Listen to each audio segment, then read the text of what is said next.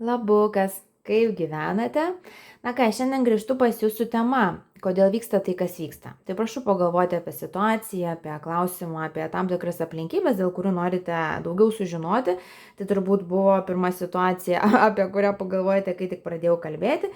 Pasižiūrim, duodam jums aiškumo, suvokimo, kad jaustumėtės labiau kontrolėje ir geriau galėtumėte žinoti, kągi daryti, kaip ir kada. Tai dabar pasirinkite vieną iš 3 variantų. Pirmasis variantas ir šiandien jį simbolizuoja korta aukščiausioji valdžia. Antrasis variantas ir jį simbolizuoja korta kūrimas. Ir trečiasis variantas ir jį simbolizuoja korta vyriškumas. Pasirinkote, galite pasirinkti ir 2, o gal net ir 3 kortas, jeigu jaučiat, ir tada keliaukite į tą laiką, kuriuo kalbu jūsų grupiai. Iki. Nu ką, pirmoji grupė, aukščiausioji valdžia, suverenitetas, skaičius 5, simbolizuoja pokytį, bet kokiu atveju, kad ir apie kokią ten tą situaciją ar klausimą klausėte, pokytis ateina. Bet pokytis turbūt ateis tada, kai jūs susivoksit, kad turite daugiau kontrolės toje situacijoje, negu galvojate, kad turite daugiau reikšmės toje situacijoje, negu galvojate ir apskritai padirbėsite su savo saviverte.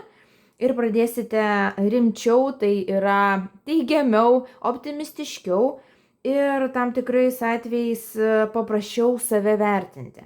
Gali būti, kad arba norite viską per daug sukontroliuoti ir prisiimate per daug jau, kaip sakant, per daug reikšmingą rolę toje situacijoje, kai kartais reiktų tiesiog paleisti ir žiūrėti, kur sukris tam tikri dalykai, arba kitu atveju galbūt pernelyg paleidžiate ir neprisijimate tada tam tikros atsakomybės, kur reiktų tą padaryti. Tai galbūt trūksta balanso jūsų požiūrėje, nusiteikime ir veiksmuose, bet kokiu atveju einame į tai, kad kai suprasite, kokią rolę vaidinate toje situacijoje, suprasite, kiek galite ją kontroliuoti, tada ir ateina tie pokyčiai. Tai dabar pasižiūrime galbūt apie kokią mes čia situaciją klausim, iš kokios ryties, arba tiesiog ką mes apie tą situaciją galime sužinoti. Korta išskrido viena, tuoj susirinksiu ir grįšiu. Taip, pradžiai paimkim 4 kortas ir pažiūrėkim, kokia ta situacija. Taip, širdgėla, tam tikra stagnacija, užsibuvimas situacijų, kurie jūs kankina. Vadinasi, mes kalbam apie situaciją, gali būti ir santykiai, ir darbas, ir kažkas tais kito, bet situacija, kur jaučiat, kad jūs negalit nieko pakeisti, tarsi kažkas jūs padėjo tą situaciją, ir viskas, jūs dabar turite kraujuojančią širdimi joje būti iki gyvenimo galo, be jokios grąžos, be jokios prasmės, be jokio atlygio, kokio jūs norite, ar mes kalbam apie piniginį ar emocinį. Tai tame ir esmė yra, grįžtant prie tos kortos suverenitetas, kad nesijaučiat, kad jūs savo gyvenime esate aukščiausioji valdžia. Ir kita vertus, kad yra dar kažkokios tai galbūt net aukštesnės jėgos, kurios jums padeda, į kurias galėtumėte atsiremti, tarsi net jeigu ir įsivaizduojat, kad tos aukštesnės jėgos yra, kad jos labiau tada veikia jūsų nenaudai, kad jos tarsi vis pastoviai testuoja jūs, egzaminuoja, vis siunčia jums iššūkius ir jūs jau taip esat pavargęs nuo to darbo. Tiesiog galbūt norėtumėte pasimėgauti gyvenimu, bet čia vėl reikia dirbti, vėl čia reikia įrodyti, vėl čia reikia tarsi pastoviai laikote kažkokį tai ypatingą reikšmingą egzaminą ir neduok dieve neišlaikysite, tada jau bus dar blogiau, negu būti toj situacijai, kuri yra jums labai nemaloni, skaudinant, jūs varžanti. Ir čia ne tai, kad aš sakyčiau, kad jūs prisigalvojat ar kad jūs kažkaip gal sureikšminat tą situaciją, realiai jinai tikrai nėra gera ir palanki jums. Ar tai būtų santykiai, ar tai būtų darbas, pirma mintis, arba skirtis, arba eiti kitur dirbti, toks jausmas, tiesiog atsakymas yra palikti tą situaciją. Bet bėda ta yra tai, kad palikimas tos situacijos jums asociuojasi su dar blogesne baigtimi, negu iš tikrųjų pasilikimas kančioje, nes tada jeigu jūs išeinat, jūs tarsi pralaimit, jūs silpnas, jūs neišlaikote egzamino, gaunate ten 4 ar kiek ten reikia gauti, kad neišlaikytum, ir tada jau viskas, tada jums jau ir depresija, ir jau čia savigaila, ir viskas. Tai mes ką gaunam? Kad reikia dirbti su savim, stiprinti psichologiją savo, vyti iš savęs iliuzinius, neteisingus, melų pagrįstus įsitikinimus, kad kitaip nebus, kad gyvenimas yra kančia, kad į kančias per žvaigždes, kad pasidžiaugsi, kai pasensi. Nu, toks atrodo, kad gyvenimas iš tikrųjų reikia suvokti yra dabar. Ir jūs dabar realiai tam tikru aspektu švaistot savo laiką. Švaistot galimybę būti laimingu, sveiku ir besidžiaugiančiu gyvenimu ir besidžiaugiančiu savimi, bet renkatės laikyti tą nesibaigiantį egzaminą, kurio gal net nereikia laikyti. Jūs pagalvokite apie tai, kad gal net nereikia to egzamino laikyti. Gal nebūtina toj situacijai išbūti iki paskutinio atodusio. Kam tai duoda gėrį, kam? Tai maitina tik jūsų baimės, kompleksus ir traumas. Tai jūsų žinutė, labai, labai aiški, labai suprantama, nėra čia ko daugiau vynioti. Kodėl tai vyksta? Vyksta dėl to, kad išmoktumėte išeiti iš situacijos, kurims nėra maloni, neprarasdamas savivertės, savigarbos, pasitikėjimo savimi ir taip toliau. Tarsi suprantat, ką jūs darot, jūs atvirkštinė tvarka mokotės dalykų iš kito galo. Jūs mokotės pasitikėjimo savimi, tvirtybės, drąsos, būdami kančioje. Bet jūsų pamoka yra išeiti iš kančios ir taip išmokti drąsos, stiprybės, pasitikėjimo savimi. Tai atsukim vis tik tais atgal, ar ne, ir grįžkim prie šaknų. Tai vyksta dėl to, kad iš esmės pakovotumėt už save ir nuspręstumėt, kad nebenorite kankintis, ir dar tokiam gilesniam lygmenyje apie tai, kad turėtume tikėjimą ir pasitikėjimą, kad gyvenimas vis tik tai sukonstruotas, kad jums padėtų, o ne kad jums pakenktų. Ir dar toks, kad išmoktumėt save gerbti. Jeigu nemylėti, tai bent gerbti, kad pats savęs nebekankintumėt. Nes dabar nesate, jūs suprantat, kad nėra, kad aplinkybės kažkaip spaudžia, nesate iš tikrųjų įkalintas, uždarytas, be šviesos, be vandens. Jūs turit praėjimą, jūs vaikštot laisvėje, bet renkatės būti tame požiūrio kalėjime.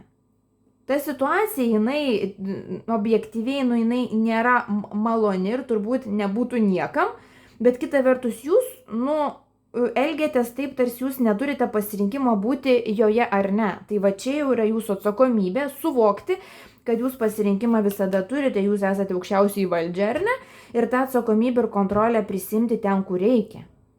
Tai jūsų tokia žinutė, patarimas jūsų grupiai ypatingai dirbti su savim, psichologas, meditacija, knygos, kursai, terapijos, pokalbiai su draugais, su žmonėmis, kurie tai galbūt patyrė, kita vertus ir kūno išjudinimas, minčių perkelimas, sportas ar ne knygos, dirbti su savimi, vystyti savyje galimybę pamatyti išėjimą, kur anksčiau nematėte, tai yra tiesiog kelti savo sąmoningumą ir matyti daugiau galimų baigčių, ar ne, negu matote dabar.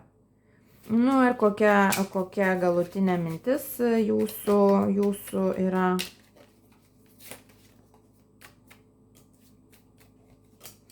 Aš matau, kad jūs padarot sprendimą, jūs išeinat iš to užburto rato, jūs pasielgiat kaip kardų karalienė, jūs išdrįstat pasakyti nemalonę tiesą kitiems žmonėms, pavyzdžiui, ar ne, partneriui, jeigu norite skirtis, ar viršininkui, jeigu norite išeiti iš darbo. Toks jausmas, kad jums jau darosi po truputį kuo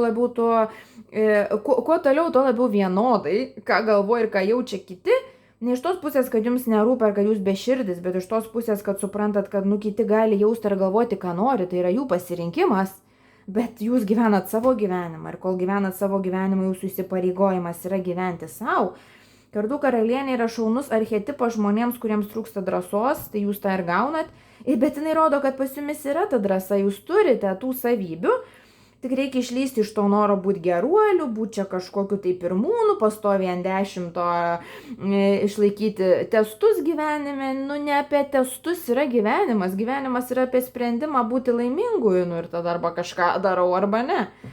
Tai toks jausmas, jūs išeinat iš to kažkokio minčių kalėjimo, iš tos minčių miglos ir randate sprendimą, kuris yra jums tinkamas.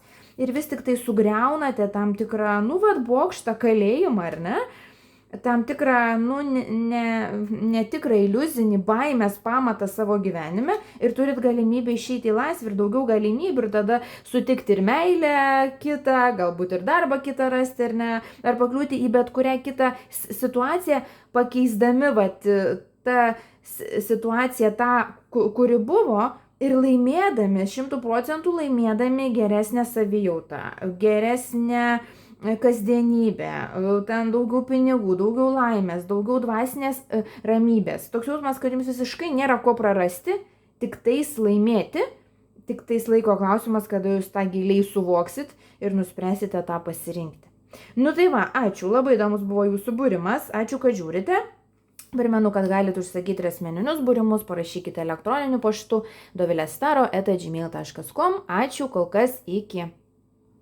Labukas, tie, kas pasirinkote antrąją kortą, kūrimas. Šito korto iš visų trijų mane turbūt labiausiai intriguoja šį kartą, nes man labai įdomu, ką parodys. Tarsi tokia paslaptis, kasgi slepiasi. Kūrimas, tai reiškia, kad jūs kažką liktais galbūt norite sukurti ir gal esate pastrigęs arba nežinote, ką norite sukurti ir ta situacija, kuri vyksta, galbūt ir nori jumise pažadinti tam tikrą kūrybinę gyslelę plačiaja prasme, kad jūs vis tik tai simtumėtės, gal drąsiau braižyti savo gyvenimo planą, brėžinį ir labiau įsijaustumėte į tai, kas vyksta, į tai, kas jūs esate.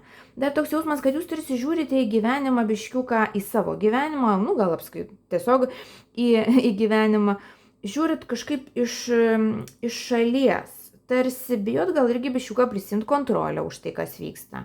Galbūt bijot prisidaryti klaidų, va dabar, kaip pasakiau, toksai buvo, kad su klaidom, gal bijot suklysti, tai gal geriau tada nedaryti kurį laiką niekur, tiesiog pasižiūrėti, kaip čia viskas susidėlios, bet esmė yra ta, kad niekas už jūs kaip ir nesudėlios.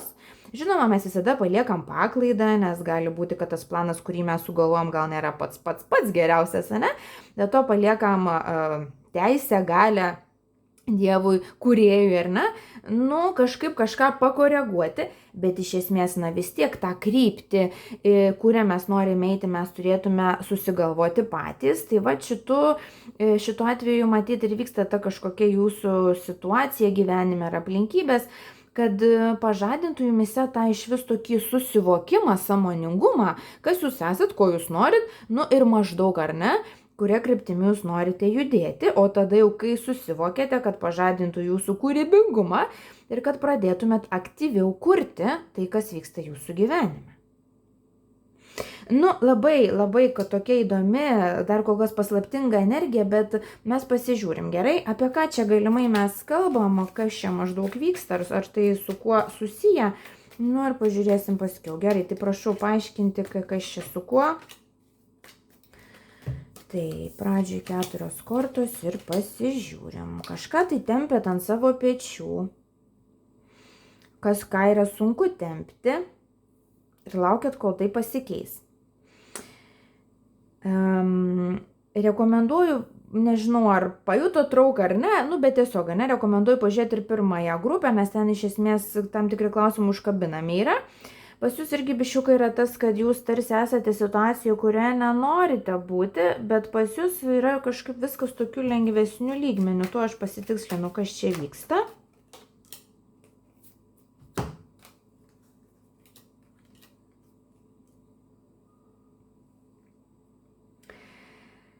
Jūs svarstote, ar priimti tam tikrą pasiūlymą, ar priimti tam tikrą galimybę, kuri ateina, žinot, kaip čia pasakyti, kaip žaibas iš giedro dangaus. Tarsi jūs gyvenote savo tokį ramų gyvenimą, komfortišką gyvenimą. Niekas ten per daug jūsų nekrutino, pats irgi gal per daug nesikrutinot.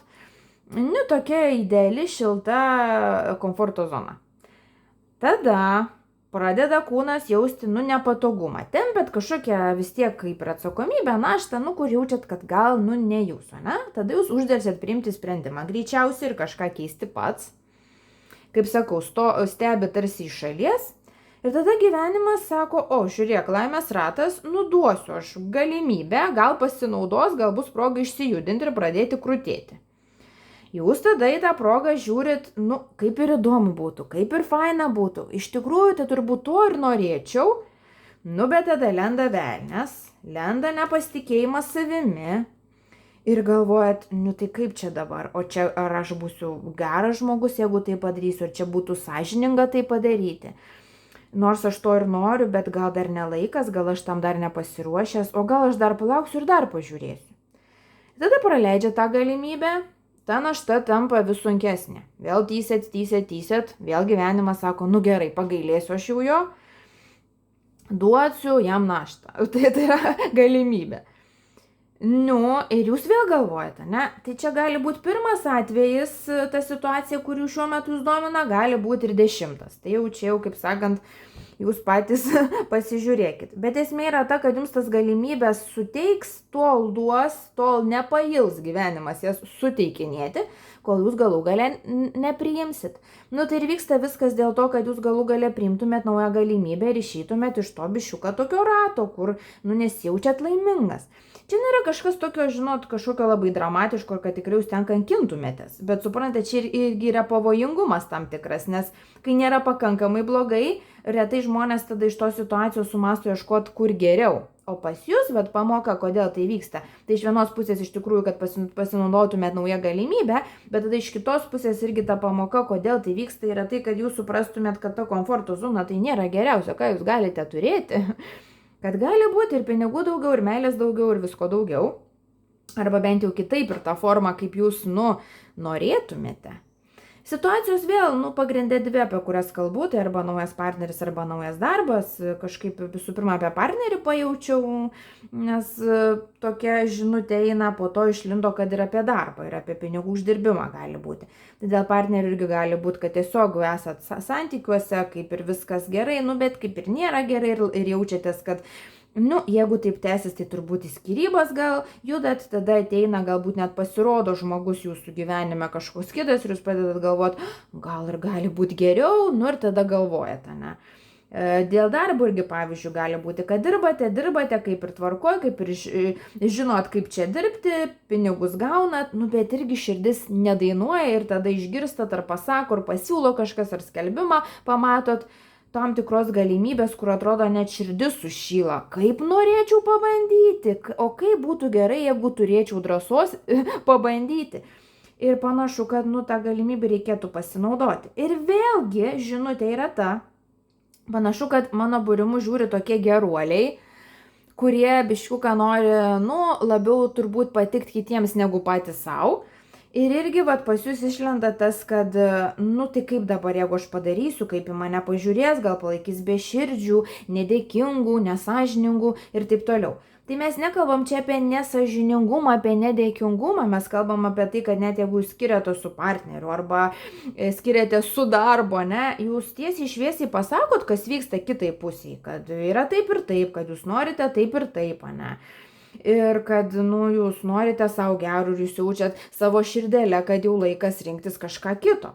Tai jūs nei begėdis, nei nesąžiningas, nei nedėkingas, ar ne? Čia irgi reikėtų gal padirbėti su tam tikrais kažkokiais pseudo-moraliniais įsitikinimais, kaip čia reikėtų daryti, ar koks čia tas gyvenimas yra teisingas, išimti save iš tam tikros dėžutės ir pradėti žiūrėti plačiau, kas plačiaja prasme yra dėkingumas, kas plačiaja prasme yra gerumas, ar ne?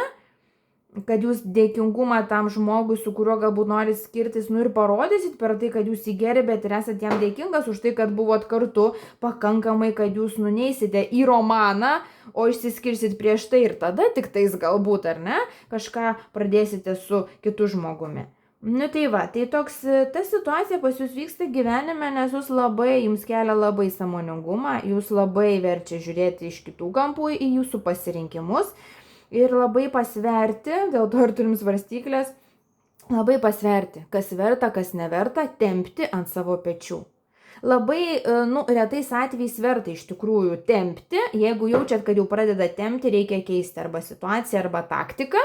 Pas jūs yra tas, kad turbūt, netgi situacija keisti būtų geriausia, nes galbūt iš to, noro įtikti, patikti ir priimti tik teisingus sprendimus, gali būti, kad susikūrėte komforto zoną, bet vadovavotės protu, o ne širdelė. Ir man toks jausmas, kad iš vis tarsi kažkas paima jūs iš jūsų paveikslo ir įdeda į kitą. Ir va tam kitam paveiksle jūs tada kuriat, piešėt, tarsi net keičiasi jūsų gal net gyvenamoji vieta, nu ten, va, kaip sakiau, darbas ar ne, ar kažkas, gal net keičiasi jūsų įvaizdis, drabužiai, šukuosenos, nu ir taip toliau. Tai vad mes ir matom, kad ta kūryba ir yra tas dalykas, kurio jūs mokotės gyvenime, kad nieko blogo persibraižyti tam tikrą gyvenimo planą, kurį galbūt turėjote 5 metus, 10 ar 50, jeigu jaučiat, kad tas nebeveikia, nieko blogo persibraižyti. Ir jeigu išeina persibraižyti su tais žmonėms, su tais darbais, su kuriais dabar esat, nu tai puiku, bet jeigu matot, kad neišeina, nu gal ir nebetempiam čia tų naštų, ne, braižom kitus planus su kitais veikėjais ir čia nieko blogo, čia yra tiesiog natūralus gyvenimo pasikeitimas ir tai rodo jūsų brandą ir lankstumą ir sugebėjimą vis tik tais pasirinkti tai, kas jums geriausia yra. Nu tai va, tai pažiūrim, trumpai užmetam akį vis tik į ateitį, ką jūs padarysite, nu jūs priimsite sprendimą pasitikėdami savimi ir išeisite į naują gyvenimo pasitenkinimą visai kitų lygmenių. Turim taurių tūzą, kas rodo, kad tiesiog turit šansą per savo sprendimą į gyvenimą prisilieti daugiau laimės, daugiau džiaugsmo, daugiau meilės, daugiau pasitenkinimo ir daugiau irgi va tos kūrybos. Tarsi jūs iš tikrųjų turite tą kūrybinę gyslelę, ar mes kalbėtume tradicinę prasme, ar kažkokia, ar ne, biškiuką kitokia, bet ta kūryba yra tai, kad jūs turite vaizduoti, jūs galite gyvenimą kurti, galite planuoti, galite kurti iš širdies ir kad turite galimybę tą savo kūrybą paversti realybę. Tai vat, apsivertęs kardų pažas, ką dabar tas apsivertęs kardų pažas? Jo rodo jūsų pasikeitimą. Apsivertęs kardų pažas yra tas žmogus, kuris biškiuką dar taip kukliai, vaikiškai žiūri į gyvenimą, kaip aš čia pasakysiu, ką apie mane pagalvos. Ir tada mes turim tiesų jau kardų karalių, kas yra subrendęs žmogus ir sako, kad nu, aš noriu, ko noriu, aš neprivalau kompromituoti savo norų. Aišku, aš su pagarba juos pasakau, bet aš darau taip, kaip man reikia. Arba tu kartu, arba ne. Jeigu tu ne kartu rasiu žmogų, ar ten darbą, ar ne, nu, kuris tiks ir kuris bus kartu. Tai va. Nu, labai esate įtariu įdomus, kūrybingi ir dar neatsiskleidę žmonės, tai sėkmės jums atsiskleisti ir ačiū labai, kad žiūrite. Primenu, kad galite kreiptis ir asmeninio būrimo, parašydami elektroniniu paštu dovilestaro@gmail.com. Kol kas ačiū, ate.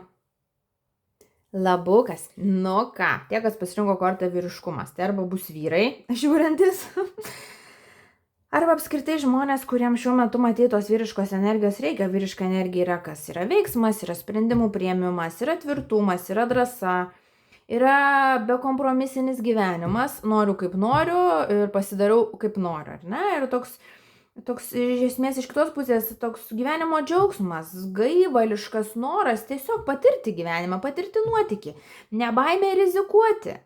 Nu tai va, tai ta situacija, kuri vyksta, ar tas klausimas, apie kurį klausėt, kodėl vyksta tai, kas vyksta, tai yra tai, kad, nu, tikriausiai laikas išsitraukti iš savęs tą vyrišką energiją plačiaja prasme ir supras, kad kartais tas tiesiog sprendimo priėmimas, veiksmas, nu ir yra geriausia politika, gal jūs ir moko nesvarstyti, nebrėžti pliusų minusų, neskaičiuoti, o tiesiog tiesiai šviesiai padaryti, pasakyti, nu ir pasižiūrėti, kas bus. Toks jausmas netgi moko jūs rizikuoti, kas tai yra rizika, kad visada, kai rizikuojame, mes, nu, turim tą šansą, kad arba paeis, arba ne.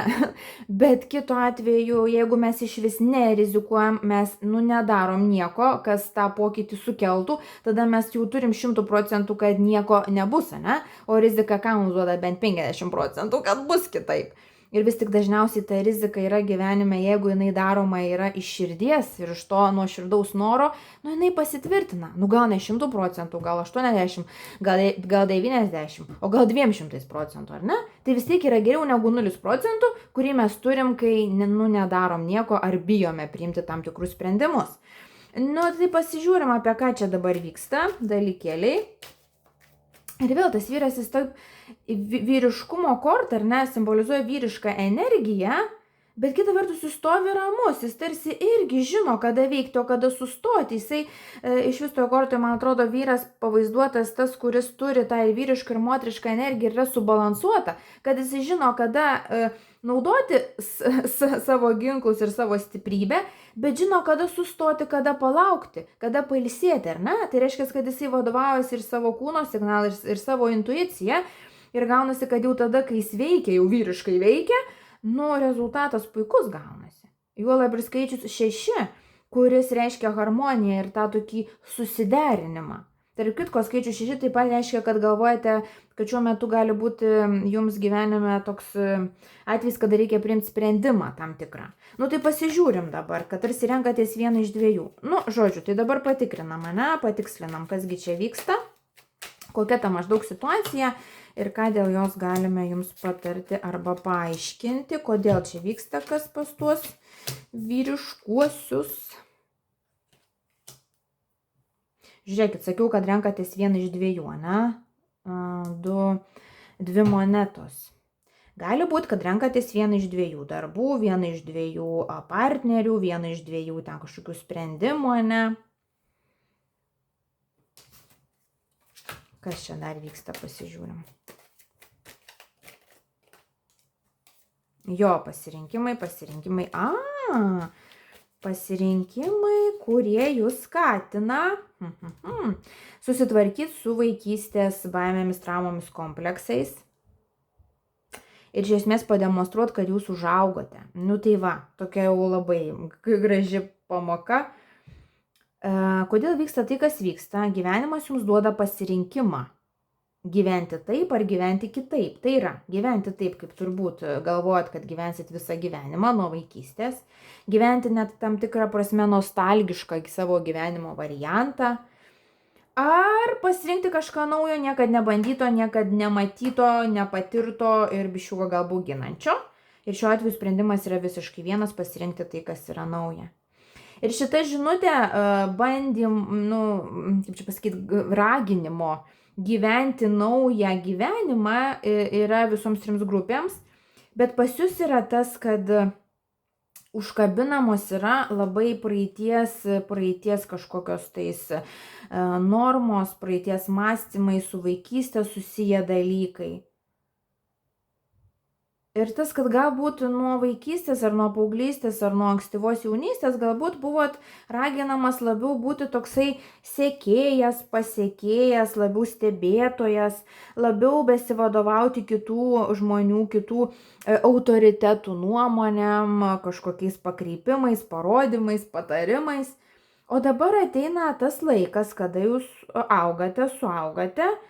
Ir tarsi išeinate simboliškai, į tokį jau brandesnio, labiau suaugusio žmogaus gyvenimą. Gali būti, kad ir pagal amžių esat jaunas dar labai, arba jeigu mes kalbam ir apie brandesnius žmonės, vis tiek šiuo metu vyksta tam tikras tarsi išsilaisvinimas. Nuo to, kaip sakė mama, nuo to, kaip sakė tetė, nuo to, kaip sakė močiutė, teta ir taip toliau. Toks jausmas, jūs suprantat, kad gyvenimas nėra apie kaip ir pasakyti, paklusimą ar įtikimą kažkokiems tai senoviniams stabams ir idealams, o kad gyvenimas yra apie jūsų vertybės, apie jūsų tam tikras normas, apie jūsų lūkestį. Tai va, vyksta toks gal netgi atsirišimas nuo tam tikro autoriteto. Gali būti, kad yra, net gali būti konfliktas anksčiau buvęs, ar kad dabar, ar atgarsis tam tikras, susikonfliktavimo arba nuomonių nesutapimo arba tam tikra prasme išsiskyrimo su tam tikru autoritetu jūsų gyvenime. Ar tai vat ir buvo kažkas ten, gal iš giminės, iš tėvų, gal net ir partneris buvo kaip jūsų mokytojas. Tai šiuo metu gali būti tas, kad vis tik išsiskyrimas arba atsiskyrimas arba santykio atšalimas ir buvo geriausias kursas jums. Ne tai, kad jūs jį patys ten susikūrėt, bet tarsi gavot irgi pagalbą iš gyvenimo, iš Dievo. Jeigu tai atsitiko dėl to, kad taip turėjo būti, nes jums buvo laikas atėjęs suaugti ir vis tik pradėti galvoti savo galvą, savo sąmoningumu ir pasaulį vis tik tai svertinti per savo prizmę, per savo vidų,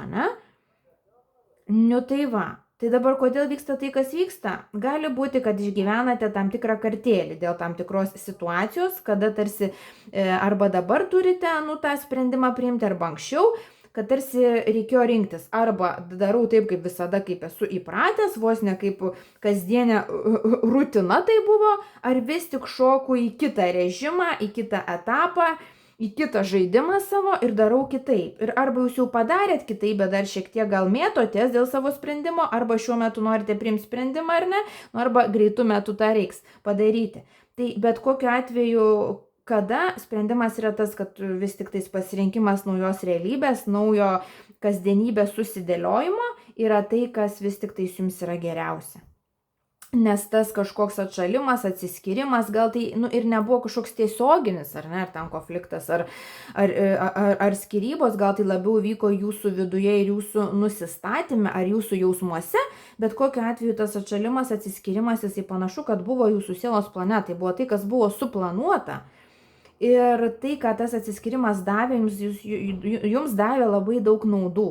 Pagrinde tai yra subrendimas ir supratimas, kad kartais tokio veiksmo padarimas ar ne, tiesiog nusprendimas daryti kitaip, net gal ant karštųjų, jisai jums davė teigiamą rezultatą. Ir čia šituo atveju jūs moko, kad kodėl tai vyksta ar kodėl tai jau buvo, ne? Dėl to, kad moko jūs, kad jūsų taktika, kaip jūs gyvenime gauna dalykus greičiau, kada jūs einate į daug greitesnę transformaciją, yra darimas sprendimų ant greitųjų. Net jeigu po to reiktų kažkiek pasitaisyti, atsivinioti ar ne, vis tiek greitesnis sprendimas, tiesiog, kaip noriu dabar taip ir darau, duoda daugiau naudos ilgesniai perspektyvai negu vilkinimas, skaičiavimas, planavimas, tas ar ne, pliusiukų, minusiukų braižymas. Tai labai įdomiai čia mes išsisukom į tą tokią situaciją, kad kodėl tai vyksta tas, kad sakau iš vienos pusės, kad tą vyrišką energiją jūs labiau iš savęs rodytumėte, kad tas sprendimas vis tik tais dažniausiai sprendimas, aktyvus sprendimas yra geriausia politika, iš kitos pusės, kad tie seniai, kaip sakau, stabai, ne, kad jie vis tik tais nugriūtų ir kad išmoktumėt pats save vesti, pats savo patarti, kad pats savo taptumėte autoritetas ir kad iš esmės taptumėt pats savo komandą. Ir kad labiau jaustumėt palaikymą pats savo ir kad mokėtumėt palaikymą pats savo labiau generuoti iš savęs, o ne tada prašytumėt ar tikėtumėtės to palaikymo iš kitų žmonių. Tai vadinasi, ta situacija įvykusi ar vykstanti ragina jūs labiau pasitikėti savimi ir suvokti realybę, kad niekas kitas jūsų gyvenime neprivalo palaikyti, mylėti ten, ne. Bet kas privalo, tai jūs. Ir būtent to savo meilės, savo palaikymo ir savo sprendimo priėmimo, kokio jums reikia tuo metu, ta situacija ir mokė. Ir panašu, kad arba jūs tą pamoką sėkmingai išlaikėte, arba šiuo metu, arba greitų metu ta pamoka bus. Tik tais, sakau, jeigu tai buvo, tai liktais, kada šiek tiek mėtotės, ar tai buvo teisinga ir čia labiau už tokios moralinės normos. Ar jūs tada geras žmogus, ar čia gerai, bet ne apie buvimą geru čia yra kalba. Čia yra kalba apie tai, kad iš esmės viskas vyksta taip, kaip jums geriau. Ir ta situacija, kokia jinai buvo, vertinkim negerai, blogai, bet ar naudinga jums ar ne. Bet vis tik tais jin buvo į naudą. Ir panašu, kad jūs nuo jos atsispiriat ir toliau tobulėjat ir augate. Ir toks tiesiog pasakymas, kur labiausiai tai matosi darbe, karjeroje, piniguose, pasitikėjime savimi, sugebėjime save pateikti plačiaja prasme. Tose srityse tai duoda labai didelę naudą ir toliau irgi duos. Ačiū, labai įdomus jūsų būrimas, ačiū, kad žiūrite, sėkmės jums ir primenu, kad galite užsisakyti ir asmeninį būrimą, parašydami man elektroniniu paštu dovilestaro@gmail.com. Kol kas ačiū, ate.